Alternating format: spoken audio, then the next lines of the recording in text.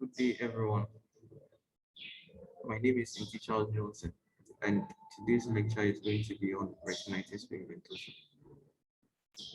At the end of this lecture, it is expected that every student gets to know the epidemiology of retinitis pigmentosa, the risk factors involved, the clinical presentation, and then the classification of retinitis pigmentosa, the diagnosis, how it is being diagnosed, how it is being managed, and we'll go further looking at the macronutrients, the micronutrients, and then even the carotenoids links to retinitis pigmentosa, and then the recommended nutritional management we give to patients with retinitis pigmentosa. One may ask what retinitis pigmentosa is. Retinitis, meaning there is an inflammation to the retina, and this inflammation is leaving a pigment on the retina. So we say the patient is having retinitis pigmentosa, and it is defined as a heterogeneous group of inherited retinal disorder that cause degeneration to the photoreceptors, fluorescent cones. And it is one of the most common group of inherited retinal disease with a prevalence of 3,000 to 5,000 individuals. It is one of the leading inherited retinal disease which is causing vision loss, and currently we have no cure for retinitis pigmentosa. So what we do is we give nutritional supplements to such patients to retard the, um, the progression of retinitis pigmentosa. Looking at the picture over here, we can see the blood vessel being thinned. You can see pigment on the retina with the optic disc also looking pale. So this signifies that this patient is having retinitis pigmentosa. Now let's move on to the risks involved in retinitis pigmentosa. Family member having retinitis pigmentosa is one of the key factors we base on, in the sense that when your mother or your father is having the disease retinitis pigmentosa, there is a probability that you also going to have it.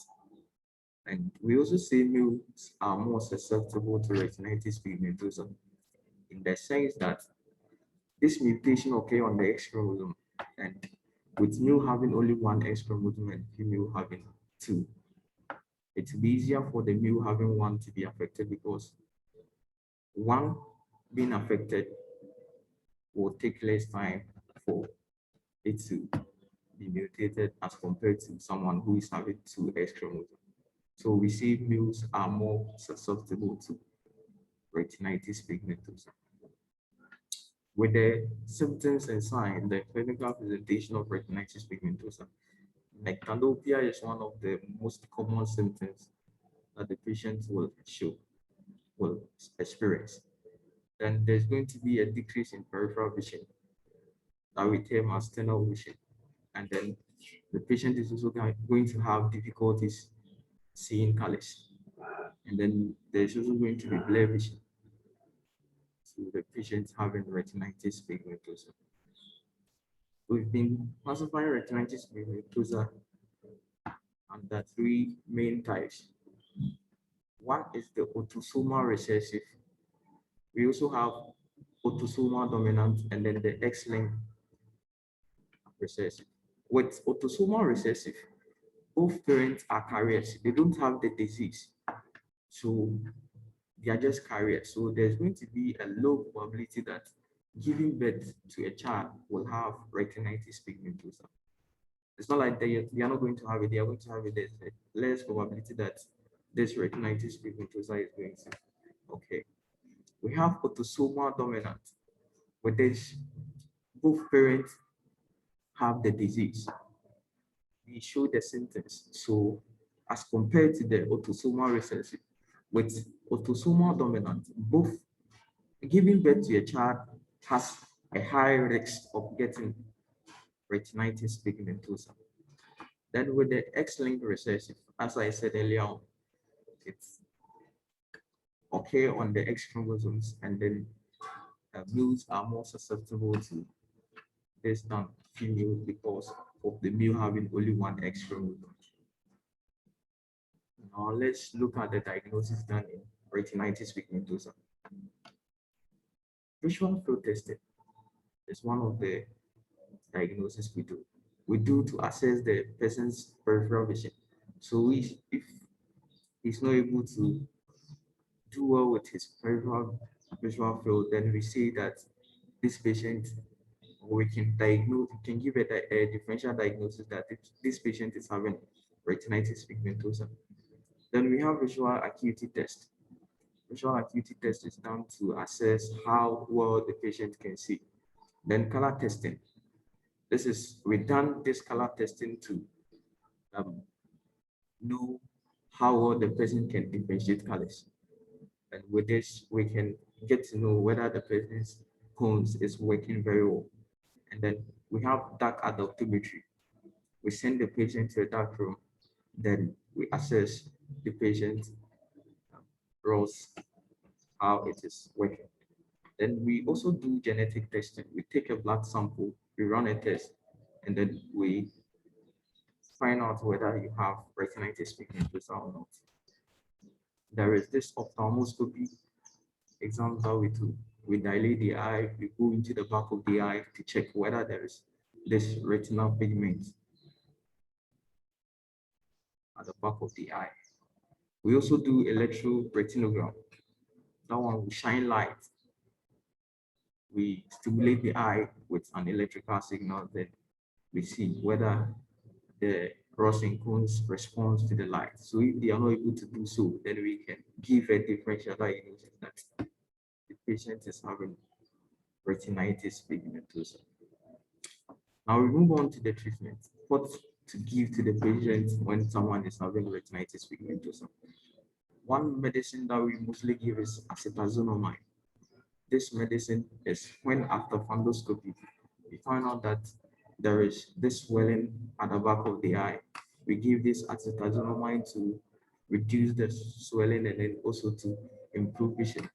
We also give vitamins A to the patient to retard the progression of retinitis pigmentosa. Sunglasses is also given in order to lessen the sensitivity of light and to protect the eye from harmful activities or harmful rays due to the fact that the rods and cones are being damaged. Then we give genetical counseling.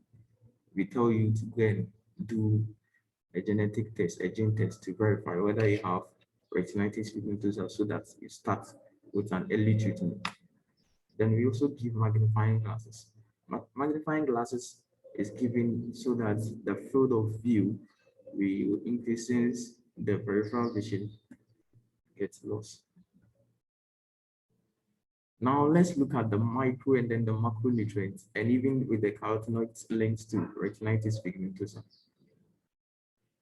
We have vitamin A filled with it, which is a micronutrient. And then we also have omega-3, which is also a macronutrient, and then lutein zeaxanthin, also a carotenoid.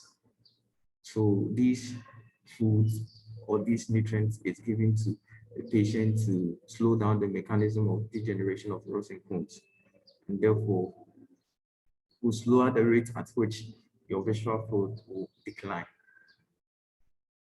Now let's look at the foods that contain these kind of nutrients. With lutein and zeaxanthin, we can get orange juice, we can eat egg yolk, we can eat melon, spinach, grapes to get lutein and zeaxanthin.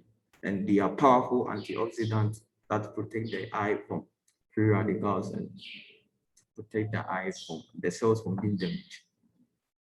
With vitamins A, we can get them from milk, egg yolk, cheese, yogurt, beef, liver fish, oil. And with this vitamin A, it will slow down the progression of retinitis pigmentosa. Omega-3 fatty acid is also a significant nutrient which is essential for nourishment of the eye. And with example of food that we can get omega-3 acid from a salmon, oyster, crab, tuna, mackerel, and so on. Now, let's look at the food that you should not eat when you have been diagnosed of retinitis pigmentosa, because these foods are going to leave some kind of deposit at the back of the eye, which will tend to hinder the flow of blood to the eye. And these foods, they are saturated and they are trans fat foods. Example of such foods, you can get sausage, cake, cheese, pizza, and so on. So in a nutshell, we're trying to look at what a retinitis pigmentosa is. We try to look at the risk factors involved, how it is being diagnosed, how it is being managed. And we went further looking at the macro and then the macronutrients involved, or those kind of nutrients that we can give to slow down the degeneration of retina.